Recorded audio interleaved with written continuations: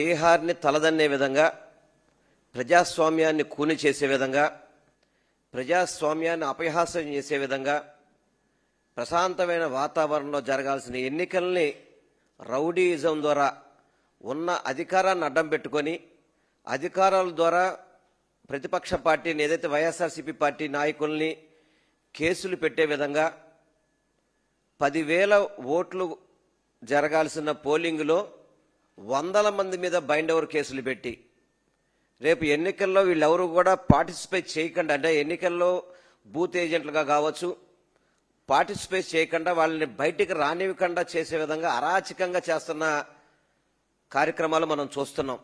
అరాచకవాదుల్లాగా ఒక సందుకు ఒక మంత్రి, 10 ఇళ్లకు ఒక ఎమ్మెల్యే, ప్రతి ఇంటికి ఒక కార్యకర్తను పెట్టి మన టీడీపీ నాయకులు చాలా బలవంతంగా ప్రజల్ని అక్కడ ఇబ్బందికరం ఉండే పరిస్థితిలో ఎన్నికలు జరపాలని ప్రయత్నం చేస్తున్నారు. గుర్తుపెట్టుకుని చంద్రబాబు నాయుడు గారు, మీకు ప్రజాదరణ ఉంటే గనక ఈ సంవత్సర పరిపాలనలో మీరు చేసిన పథకాలు ప్రజలకు నచ్చితే గనక ఎందుకు మీరు ఇంత టెన్షన్ పడుతున్నారు?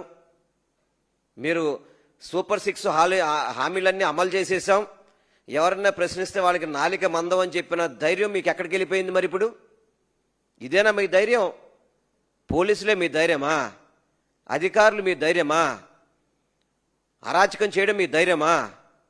అనంతపురం జిల్లా నుంచి, ఇతర జిల్లాల నుంచి, కడప జిల్లాల నుంచి ప్రతి ఒక్కళ్ళు కూడా కేవలం ఒక జెడ్పీటీసీ ఎన్నికల కోసం అని చెప్పని రాష్ట్ర ప్రభుత్వం యావత్తు కూడా, అధికారులు కావచ్చు, పోలీసులు కావచ్చు, తెలుగుదేశం పార్టీ రాష్ట్ర పార్టీ కావచ్చు, ప్రత్యేకంగా సెక్రటరియట్లో ఒక సెల్ పెట్టుకొని అక్కడి నుంచి పోలీసులకు ఆదేశాలు ఇచ్చి తద్వారా మీరు ఏదో ఎన్నికల్లో గెలవాలని చూస్తున్నారా? కానీ ప్రజలు మిమ్మల్ని నమ్మే పరిస్థితులు ఎవరు లేరు.